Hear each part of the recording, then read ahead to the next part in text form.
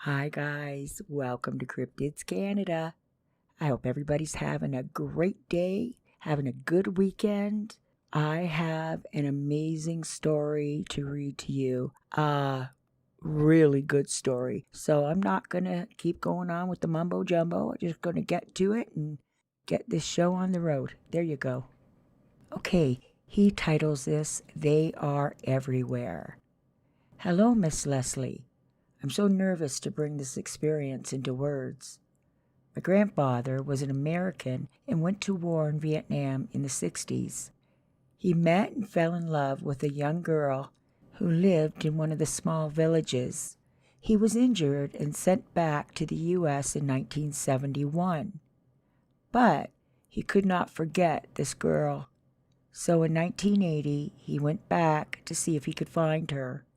Unfortunately, she had died a few years earlier in a tragic accident.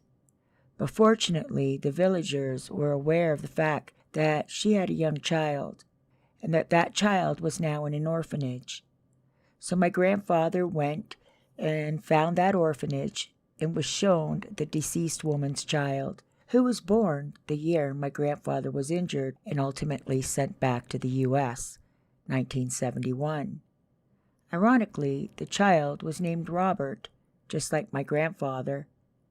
You may have guessed by now, not only did they share the same name, but they were also very much alike in the looks department. But of course, young Robert had that Vietnamese look to him as well. Best of both worlds. Anyways, after a long battle, my father was finally able to go home with his father and became an American citizen and worked hard. He got married and eventually had me. I'm also named Robert. My father loved his life, but never forgot about Vietnam. He shared all his memories with me, and I decided, along with my wife, that we were going to go back to Vietnam and see for ourselves just how beautiful this country is. Unfortunately, my father wasn't well enough to accompany us. I thought it was interesting to mention what happened in my history. You certainly don't have to read that if you don't want to. But my story begins with my wife and I flying to Saigon. As we weren't there to see the city, we didn't stay long. We rented motorbikes and headed out to see the real Vietnam and to see the place that my grandfather met the true love of his life. As we didn't have any itinerary, we just drove in that direction with everything in backpacks and full tanks of gas.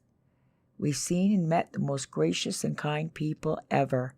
Complete strangers fed us and gave us a place to sleep when we found ourselves in the deep country miles from a hotel and gas stations.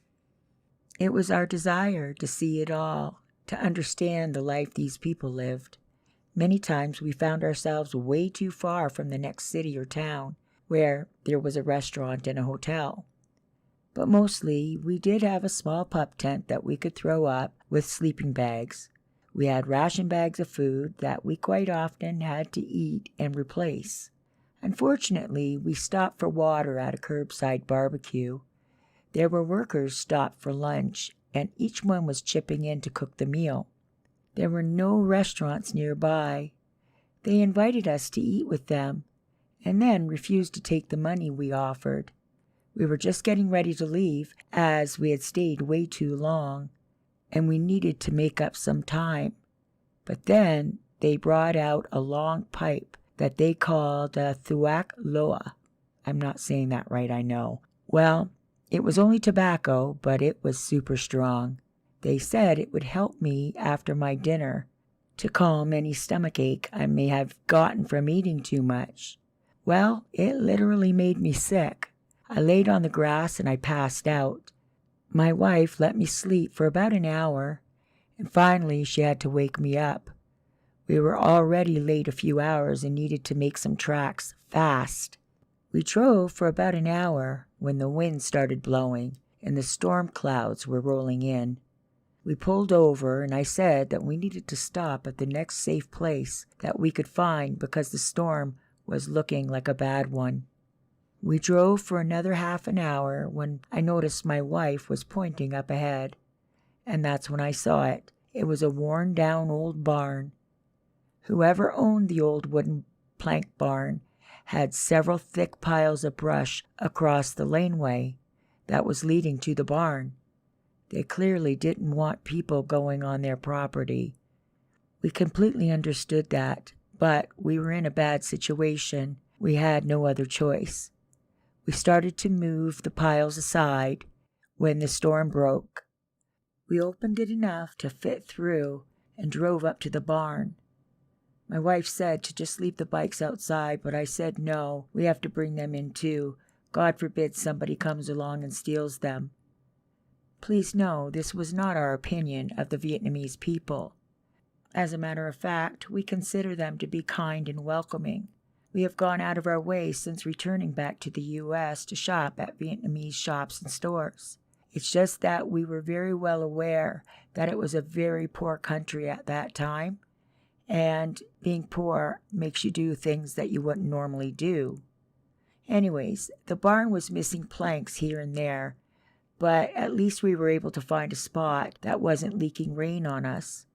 We decided to put our tent up because at least that floor was nice and clean. The barn floor was dirt and hay with animal excrement. We collected some rocks outside to make a small fire pit inside the barn to boil a canteen of water for a cup of tea each. The wind was blowing too hard to have a fire outside. We were sitting around the small fire, feeling thankful that we came across this barn. The rain was pelting the barn and spraying the fire from the open window. My wife got a concerned look on her face and said, "Shh, listen." I listened, and I didn't really hear anything, but I did feel thumping on the ground. There was a loud bang on the door, and it swung open and slammed into the stall beside it. We both seen the bottom half of a creature that was covered in orange hair. My wife cried out over fear. I jumped up and ran to the door, slamming it shut and throwing a piece of wood into a latch. Then I heard my wife scream bloody murder as she pointed out the window beside our fire. I ran to her and pulled her away from the window. I will admit I was shaking with fear as much as she was. Then it was as if it knew exactly where we were, because it hit the barn so hard that we fell forward. Then a second later, there was another slam on the far side of the barn. There was more than one. My wife kept saying, "What was that? What is that?" I had never seen anything so big, ever. I noticed right beside my wife was a ladder attached to the wall. It went through a hole in the ceiling. I tapped her arm and I pointed to the ladder. Her eyes widened and she scurried up with me following. It was an empty hayloft. There were 2 windows and a door to drop the hay out the side.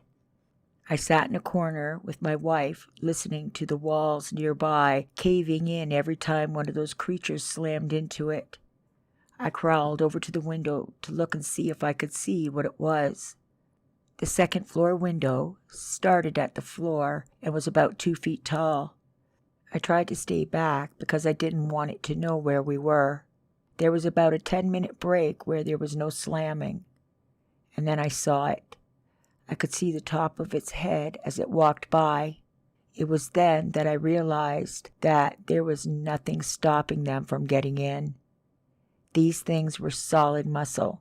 They could come right through that open window. And then I remembered that we had our bikes inside. I started thinking about driving out of here. Surely they couldn't keep up with bikes, could they? I looked over at my wife to see what she would think of my idea, and she was sleeping. At that moment, I watched as it walked under the window, and then it slammed the wall again, and my wife let out a scream. It looked straight up at the window, and it looked me square in the eyes. It bared its teeth and screamed and roared with all its might, and then it slammed the walls, while another one was on the other side doing the same. It was almost like being in a crossfire of a war. I asked my wife what she thought of us leaving on our bikes, and she vetoed the idea right away. But the terror was amping up by the minute. I kept asking myself why they hadn't come through the window yet. I had no idea why not, but I can imagine everyone thinking, oh, what an amusing story. But to us, it was a life or death situation, and we did not want to die. I never knew when you have that level of fear, your whole body goes so hot, and you get that feeling like you're being stabbed or stung with the tiny pricks of electricity. I can still feel it today when I think of it. It was knowing you're going to die soon, no doubt about that, but just knowing exactly when or how. In that moment, I understood how war criminals could actually swallow a cyanide pill. As I recall, it had gotten quiet for quite some time, and I was holding my wife as she curled up on the floor with her head in my lap. Later, in a counseling session, I was told that she trusted me 100% to protect her and was comfortable enough to fall asleep. That meant a lot to me. I think I was almost asleep too when we heard this commotion on the roof. I'm not sure how many exactly were there, but at least 2 of them. They ran back and forth, squealing and jumping up and down. You could hear the planks squealing under their weight. Then, over the far end, where there was no hayloft, one of them stomped and stomped till the plank of wood creaked and cracked and finally gave way. A hairy leg came right through. It sounded like it was screaming in happiness as it pulled its leg out, and I think it tried to look in. It was very dark. We didn't stop to grab a torch when we climbed up the ladder. There was a little light coming through the windows, and that's how I could see him looking up at me when my wife screamed, grabbing at the air. I think it thought it could reach us. That was the last thing I remember. I don't recall any more attacks after that. At some point, I must have fallen asleep. I woke up to birds chirping and the sun streaming through the windows. After looking around carefully and quietly, I could see nothing. I heard a motorbike out on the road. Suddenly I felt a bit better. I called up to my sleeping wife and I said, I think they're gone. We packed up our tent and sleeping bags, and when we were all packed and ready to go, I heard a tractor coming slowly up the road. I said, let's go now. I opened the door and we took off down the driveway and out onto the road, just waiting for a huge hand to pull us off our bikes. We pulled out onto the road and we watched a tractor pulling to a market. We were actually within a mile of this market and a sprinkling of homes. When we pulled in, the aroma of cooking hit us and we asked for breakfast. They were an older couple and very gracious. After they took our order, I asked who owned the barn, and the old lady went and got her daughter to translate. She said it belonged to her husband. I asked to speak with him. In broken English and patched Vietnamese, I told him what happened. I also offered to pay for the lodgings, and they declined. I told them that strange things happened, and they knew right away. They said they were called woodmen or forest ape men. They also said that they were mostly just scary and didn't normally act aggressive unless they were attacked or provoked. They also said it's best to forget what we saw because people would think we're nuts. I asked if they are the only ones in this area, and they said no, they're everywhere. Unfortunately, the rest of our experience was not the same. We rushed through the rest of the trip and stayed in bigger cities longer than we originally did. I know this isn't a common thing, so I don't want to ruin it for the people who are visiting this most beautiful country. Not taking this in and meeting the most amazing people is a sad loss. Well, that's it for my story. I still seek counseling when necessary. It was all too much for my wife, and she had to move on. We are still friends, and we talk now and again, but never about this subject. I have heard that others have seen them, and they describe a small man-like being. The ones I saw were very tall, like 7 or 8 feet tall. They were very strong and muscular, but not as wide as the ones that look like Patty in the video. I hope you can use this story. If not, I understand. Feel free to pick and choose what you want.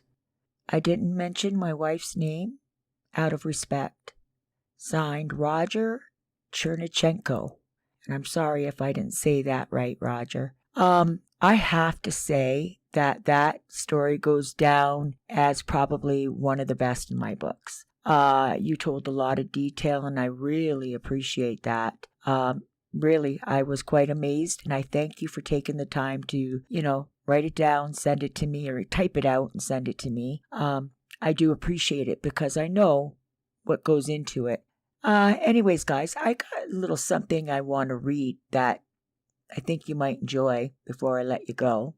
Okay, this is titled, "This is the Story of U.S. Troops Who Think They Saw Bigfoot in Vietnam." Also, I'm going to apologize ahead of time because they actually use the names of a lot of the cities in Vietnam, and don't count on me getting it right. Just letting you know ahead of time. Okay, in Con Tum province of Vietnam, near the border of Laos and Cambodia, there were many reports from U.S. troops on patrol of a strange, not quite human, but not quite ape creature the locals call, good Lord, Nangu Rung, or the people of the forest. In other words, Bigfoot. Gary Linderer was on a 6-man patrol with the 101st Airborne's long-range reconnaissance patrol. While struggling through the underbrush, he ran into deep-set eyes on a prominent brow, 5 feet tall with long, muscular arms. The creature walked upright with broad shoulders and a heavy torso. His battle buddies told him he just saw a rock ape, but Linderer had seen rock apes before. This was no rock ape. Like the Yeti in the Himalayas and the Sasquatch sightings all over North America, the Ngui Rung is an oft-told tale in the area. But despite endless sightings and folklore attached to the semi-mythical creature, no concrete evidence exists. Linderer wasn't the only witness either. Army Sergeant Thomas Jenkins reported his platoon was attacked by these apes throwing stones. Towards the end of the war, Viet Cong and NVA soldiers reported many sightings of the reddish-brown-haired covered Ngui Rung. The North Vietnamese Communist Party Secretariat ordered scientists to investigate. Dr. Vo Coy, a respected ornithologist and environmental researcher from Hanoi, discovered a Ngui Rung footprint on the forest floor and made a cast of it. The cast was wider than a human foot and too big for an ape. In 1982, another Vietnamese scientist, Tran Hung Viet, discovered more footprints, which led zoologist John McKinnon to investigate the region. McKinnon called the area a tiny, pristine corner of the world unknown to modern science. In 1969, McKinnon discovered man-like footprints in Borneo's jungles, which the locals called Bada Tut. While much of the evidence surrounding the existence of these apes is anecdotal, McKinnon, known for his discovery of new mammal species in Vietnam, believes there is a possibility the existence of a previously unknown ape species is real. The account of the Ngui Rung meeting American GIs in Vietnam was first published in Craig P.J. Jorgensen's Very Crazy GI, Strange but True Stories of the Vietnam War. Thought that was pretty cool because I had heard that they were called rock apes. I've always known them to be rock apes, but I find it extremely interesting that a supposed third world country is actually getting their scientists to, look into this a little bit more. I think that's far more than what these first world countries are doing for the subject. Anyways, guys, I think that I've kept you long enough. I just thought you might enjoy that little bit of information. Okay, well, I enjoyed every minute of my time with you guys, and I hope you enjoyed your time with me. So I hope to see you back here in a couple of days. Bye for now.